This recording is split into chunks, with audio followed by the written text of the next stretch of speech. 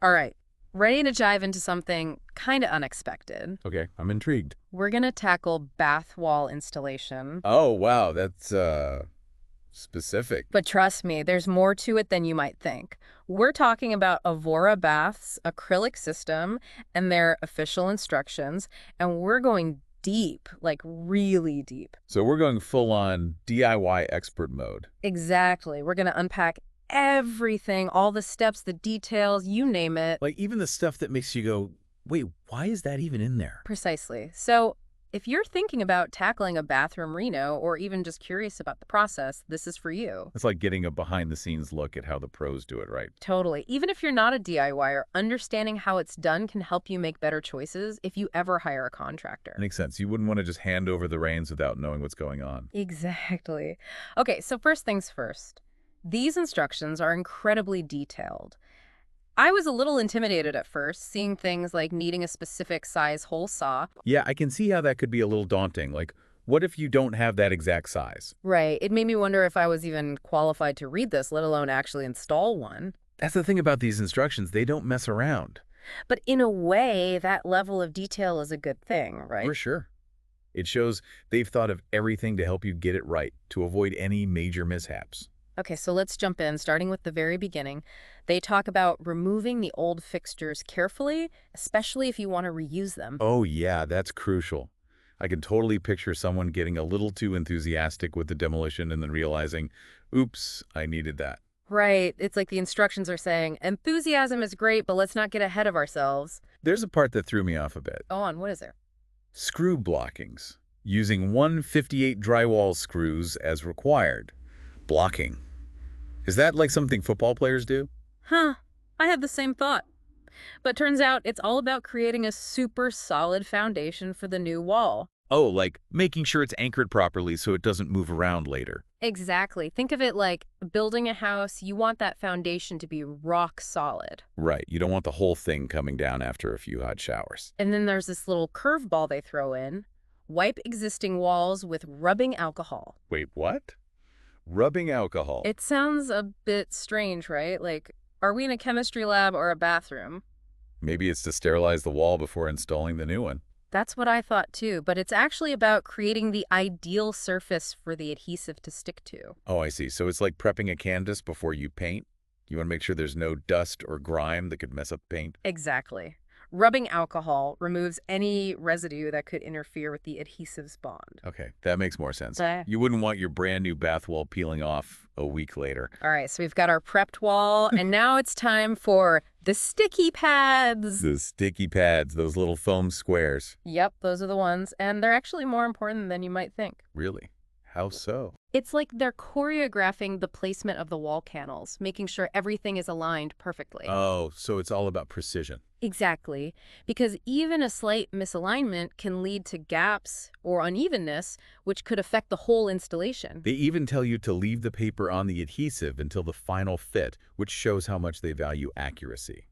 Speaking of accuracy, they mention a 18-inch gap requirement between panels. Is that just for looks, or is there like a functional reason? Well, it's a bit of both, actually. It might seem insignificant, but it allows for the panels to expand and contract with changes in temperature. Oh, right. Hot showers, cold drafts. Things are always fluctuating in the bathroom. So that tiny gap actually prevents the panels from warping or cracking over time. Smart. It's like they've thought of everything to make sure this thing lasts. Okay, so we've prepped the wall, carefully placed our sticky pads. Now we're ready to break out the power tools. Okay, now we're talking. What are we using? The instructions say to use a jigsaw to cut the panels. And I'll be honest, that makes me a little nervous. I'm more of a measure twice, cut once, and hope for the best kind of DIYer. I hear you. Jigsaws can be a little intimidating if you're not used to them. But the instructions do emphasize test fitting and using a suction cup to support the panel while cutting, which is reassuring. It's like they're anticipating those moments of doubt. Yeah, it's like they're saying, hey, we know this part can be tricky, so we've got your back. All right, so we've got our perfectly cut panels, and now comes the part that always makes me a little anxious, the adhesive. Oh yeah, that's the make or break moment. The instructions make it sound almost like an art form. Apply tub and wall adhesive between adhesive foam strips. Ensure adhesive is very close to the corners. It's like, whoa, the pressure is on. So why all the fuss over the adhesive? Well, think of it as the glue that holds everything together. Yeah. Literally. The way you apply it determines how well those panels bond to the wall and ultimately how long they last. Right, because a weak bond means the panels could start coming loose over time. Exactly. They even tell you to hold the wall firmly and tilt it towards the ceiling to make sure the adhesive spreads evenly and creates a seamless connection. It's like they're trying to prevent any air bubbles or gaps from forming. Precisely. And then there's that rubbing alcohol and water mixture again. Wait, they use it again? Why? It's a bit of a mystery. The instructions don't really explain why. Maybe it helps the adhesive spread more evenly or creates a slightly tacky surface for better grip. It's like their secret ingredient. And now for the part that always makes my heart race. Drilling into the new wall. Ah, the moment of truth. I can already hear that sound of the drill and hoping I don't hit a pipe or something. Yeah, that's always a fear. But the instructions are very specific here about using pilot holes and the correct size hole saw. And there's even a warning that says, ensure bit does not protrude into plumbing fixtures. It's like they've seen it all and are trying to save us from disaster. That's good because plumbing disasters are not fun. Okay, I'm feeling a bit more confident now. So we've got our adhesive, our perfectly cut panels, and we've drilled our holes without any major mishaps. What's next? Now I get to tackle the ceiling panel, which, according to the instructions, can be a bit of a puzzle. Oh, the ceiling panel. They make it sound like a whole separate challenge. It seems like it requires some finesse and careful maneuvering to get it to fit just right. I can already sense this is going to be interesting. So tell me, what exactly do we need to do with this ceiling panel? Well, the instructions talk about lifting the panel, checking the fit, and making sure you leave a gap for expansion. It's like a mini version of installing the wall panels, but with the added challenge of working overhead. So basically everything we've learned so far, but upside down? Pretty much. But don't worry, we'll break it down step by step. It might seem daunting, but I think with a little patience and these instructions, we can handle it. All right, let's do this. But first, a quick break.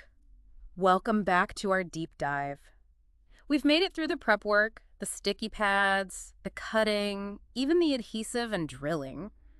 Now we're on to what I'm guessing are the finishing touches. They seem simple, but I bet they're more important than they might seem at first glance. You got it. It's like the final brush strokes on a painting. You've laid down the groundwork, and now it's all about those details that make it look polished and professional. I like that analogy. So what kind of details are we talking about here? I'm imagining things like caulking and making sure everything lines up perfectly, that sort of thing. You're on the right track. The instructions start with installing the valve escutcheon trim. The what now? The escutcheon trim, it's that decorative piece that goes around the faucet handle. Oh, right. I've seen those. Seems simple enough, right? Just stick it on. Well, they specifically say to tighten it with a screwdriver. I'm guessing they've seen their fair share of people trying to do it by hand and ending up with a wobbly handle. Oh, yeah. I can totally see that happening. It's like, this seems tight enough. And then a week later, it's loose and you're wondering what went wrong. So, screwdrivers it is. What else is on the list? Next up is the valve's chrome tube and the hot limit stop. The hot limit stop. What's that all about? It's a safety feature that prevents the water from getting scalding hot. Especially important if you have kids or elderly folks in the house. Oh, wow. That's a really important detail. You wouldn't want anyone accidentally getting burned. Exactly. And they say to use an Allen key for this part, which tells you it needs to be super secure. Right, we don't want any accidental burns. It's interesting how they use different tools for different parts of the installation. Why an Allen key here and not, say, a regular wrench? Good question. It's all about torque and precision. An Allen key lets you apply more force in a controlled way, ensuring a really tight fit that won't budge. Like the difference between using a butter knife and a screwdriver to tighten a screw. You could technically use the butter knife, but the screwdriver is going to give you a much better result. All right, what's next on our finishing touches tour?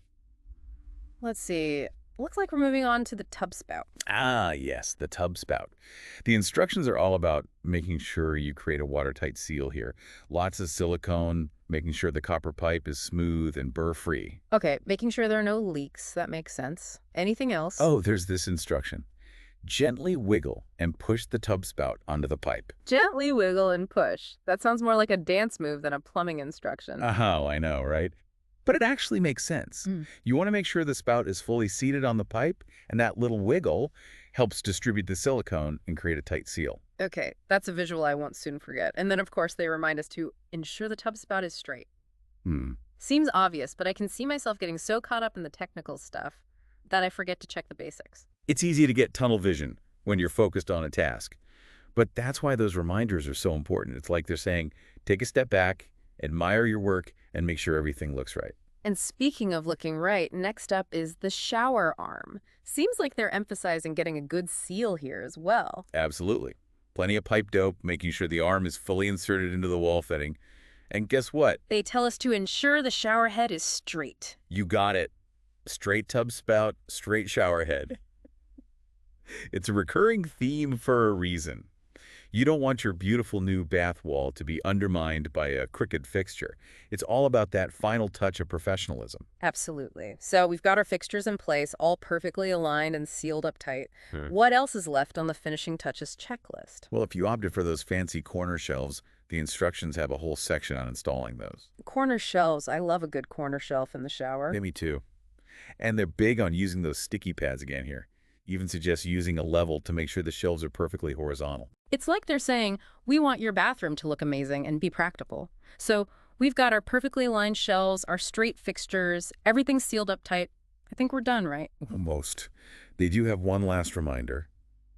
Clean up any debris with a dustpan and sweeper. Of course. Who wants to relax in a brand new shower surrounded by bits of plastic and drywall dust? Not me. Exactly. And speaking of those finishing touches, the very last step is applying sealant. Okay, the sealant. What's the deal with the sealant? They're pretty specific here, recommending color-matched silicone and a silicone tool to get that smooth, professional-looking finish. So it's like the icing on the cake, sealing everything up and making it look perfect. Exactly. So we've gone from a bare wall to a fully installed, sealed, and polished bath wall system. That's quite a journey, right? All those steps, all those details. I never would have thought of half of this stuff on my own. It's amazing how much goes into a seemingly simple installation. But that's what makes these instructions so valuable. They've thought of everything to help you get it right, from the big picture to the tiniest details. Well, we've covered a lot of ground in this deep dive. Prep work, panel installation, adhesive, drilling, even the art of the finishing touches. But before we wrap things up, I think there are some key takeaways and maybe even some unexpected lessons we can pull from all this. You're right. There's always more to learn. So what are your thoughts? What are some of the biggest takeaways for you? Welcome back. It's the final part of our bath wall installation deep dive. I have to say, I'm feeling a lot more confident about tackling a project like this now. Even though we haven't even touched a single tool. Exactly. Just talking it through, going through all the steps, it really makes a difference. It's amazing how much knowledge can empower you, right? Absolutely. So let's do a quick recap of what we've learned from these Avora bath instructions. Yeah, let's break it down. First off, prep work. It's not just about demoing the old stuff. It's about being careful, planning ahead. It's like setting the stage for a successful performance. Exactly. And then those sticky pads. I'll admit I totally underestimated them at first. I thought they were just, temporary placeholders. Yeah, they seem pretty unassuming at first. But they're so crucial for getting everything lined up perfectly. They're like the unsung heroes of the whole operation. Totally. And then there's that 18-inch gap. It might seem tiny, but it's there for a reason. Right. It lets the panels breathe, so to speak. Expand and contract without causing any problems. And of course, the adhesive. Applying it evenly, tilting the panels. It's like a delicate dance move, right? Totally. And then the drilling, I'll be honest, that part always makes me nervous, but the instructions really lay it out, step by step. They're trying to save you from any DIY nightmares, like accidentally drilling through a pipe. Exactly. The ceiling panel installation was another big one. So much precision involved. It's like a puzzle, figuring out how to get everything to fit just right. And finally, the finishing touches. Making sure all the fixtures are straight, the seams are sealed, no debris. It's all about that final polish, that attention to detail. So what does all this mean for someone who might not be a DIY enthusiast? They're probably thinking, okay, this is all interesting, but I'm just going to hire a contractor. Even if you're hiring a professional, understanding of the process is so valuable. How so? Well, you'll be able to ask better questions, spot any potential issues, and just appreciate the level of skill involved. Right. It's like being able to speak the language of bathroom renovation. Exactly. And who knows, maybe this deep dive has sparked a hidden DIY passion in our listener. I wouldn't be surprised. But even if they never pick up a caulking gun, I hope they've gained a new appreciation for the craftsmanship behind a beautifully renovated bathroom. Well said. I think that wraps up our deep dive into bath wall installation. We've explored every nook and cranny of those Avora bath instructions. We've gone from feeling intimidated to feeling like we could almost tackle this ourselves. Almost. All right, that's it for today's deep dive. Until next time, happy renovating, everyone, or at the very least, happy appreciating all the hard work and skill that goes into creating beautiful spaces.